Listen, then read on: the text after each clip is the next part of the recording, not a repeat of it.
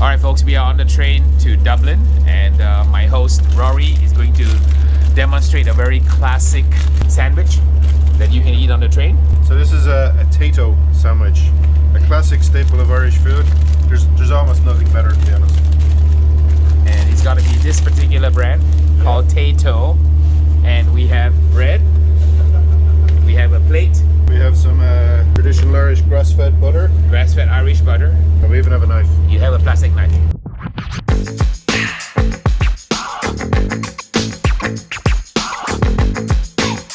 I've never had a sandwich made on a train before, so another first. And of course, you're looking out there, you have the beautiful Irish coast. And what coast is that called? That's the Irish Sea. Irish Sea. We have some Irish butter, proper kind, and one pat on one side and one pat on the other side. You notice he did it 3 times clockwise and 3 times counterclockwise, so that must be a Irish technique. Very special. This is the bare minimum amount of butter. By rights, you should have about 5 times this amount of butter in a crisp sandwich, but we're working to we don't have the best of facilities here today. So this is cheese and onion tato. Crucial, it has to be cheese and onion, no other flavor will do. And all we're going to do is very simply take a big handful of cheese and onion crisps. This is really important, this bit. Oh wow, that's a smoosh, like a smash burger, smash crisp. Smash crisp sandwich. So Harry, I think you should be the one to taste this. Okay. Tato crisp sandwich here. Wow, really good. It's salty, crispy. Hint of onion flavor, cheese, a little cheesy. So if you never had a crisp on a train, you definitely need to try this Irish tradition.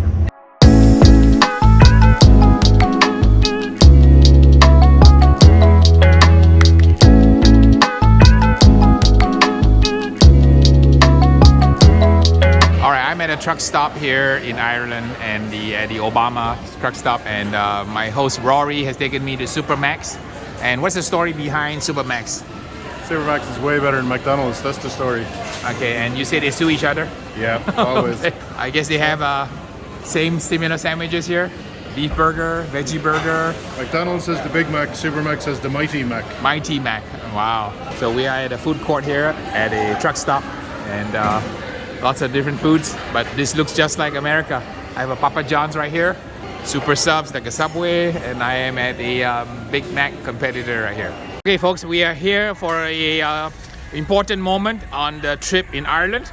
We have in front of us a Super Mac Mighty Mac. Is that right? That's correct. That is a clone of which one? The Big Mac? It's not a clone. How dare you, Harry? This is a Mighty Mac. This is the supreme burger of Ireland. Supreme burger of Ireland. Nothing to do with a Big Mac. Okay. Mighty Mac is much mightier than a Big Mac. Okay, we'll do some tasting pieces with the fork here, and we're going to do a comparison of how... So, you know the way when you open a Big Mac and it's all squashed and squished and looks nothing like the photograph? Look at this for a piece of fine dining, beautiful, magnificent.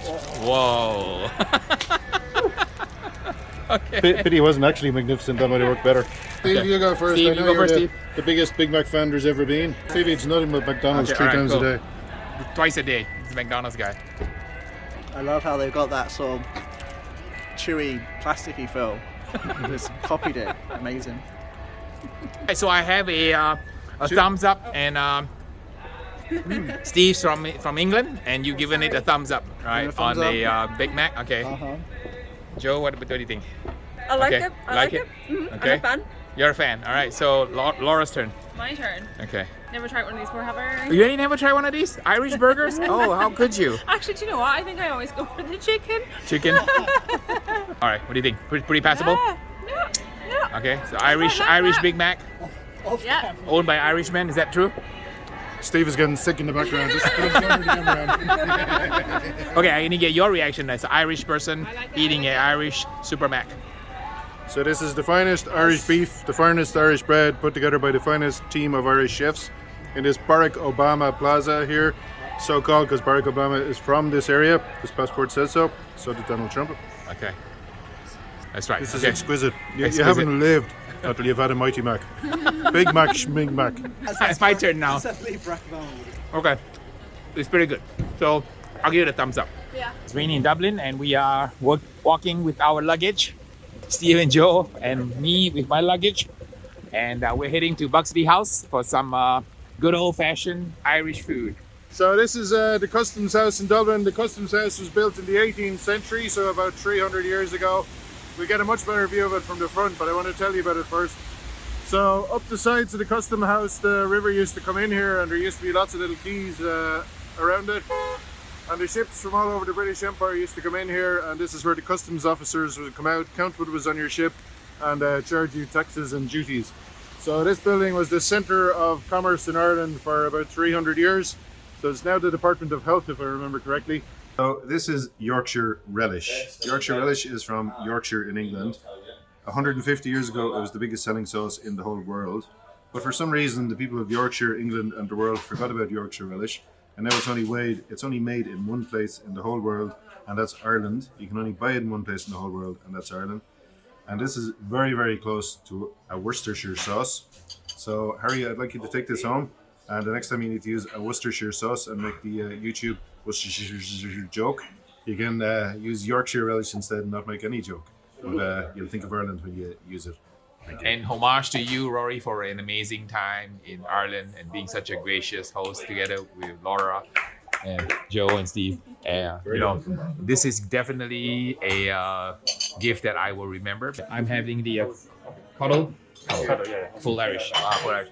Okay, so that's how a proper Irish breakfast looks like. That's a proper Irish breakfast, Pitmaster. So this is the box tea. So this is your potato. This is bacon. So this isn't your usual Irish bacon. That's more American style bacon, but it's good. Pork sausages. Some nice mushrooms here. A little bit of black pudding or blood pudding underneath the bacon. A nice tomato and 2 beautiful fresh eggs. Okay. This is our sauteed cabbage and kale here. This one is definitely our champ. It's made with mashed potatoes, spring onion, or what I would call scallion. Scallion. Okay. And then our colcannon is just a little bit different. It's made with mashed potato. I'd say there's plenty of butter and milk in both of them. But the colcannon has cabbage mixed in with the potato. Cabbage. Okay. So depending on what you mix, it's called cham or colcannon. And I have something called a coddle. Nobody at this table has ever eaten a coddle, but what it is traditionally is boiled sausage, boiled bacon in a kind of a stew. It's very, very popular in Dublin City, still to this day. And Harry made one at our house a couple of days ago, so it's going to be very interesting to see how his compares to a Yes, and then you guys have to taste it because I want you to get your reaction. Since I made it, I made a Los Angeles version with avocado salsa, which is blasphemy, and you have to try the actual coddle. All right, It's actually really delicious. There's cabbage in there as well. cabbage in there. The sausages are really beautiful. It's a gravy, right? It's gravy, brown gravy with meat. It's actually quite like Southern fried chicken gravy. Yeah. That's not too similar. Right, brown gravy. There's a saltiness and a herbiness to it. Like some pepper, pepperiness. Mashed potato gravy. You can try it here. Very delicious. Yeah. It's like loco moco in Hawaii. When you have a dish called loco moco in Hawaii, it's brown gravy and hamburger over rice. So I noticed that gravy is a comfort food in many parts of the world. Yeah. Right, brown gravy is a comfort food. So you would actually, so talking about hamburger with gravy, you can have that with potatoes. Boiled potatoes, butter, hamburger, and then Gravy. Okay, so you have your Irish version of what we call a loco moco, which is a Hawaiian staple with rice. Yeah. So, But with oh, just potatoes. yes, always comfort food here. So, folks, now you know how a coddle looks like and tasted by folks who are from Ireland. So, for me, it tastes sort of like a loco moco with the brown gravy over meat and potatoes. Excellent.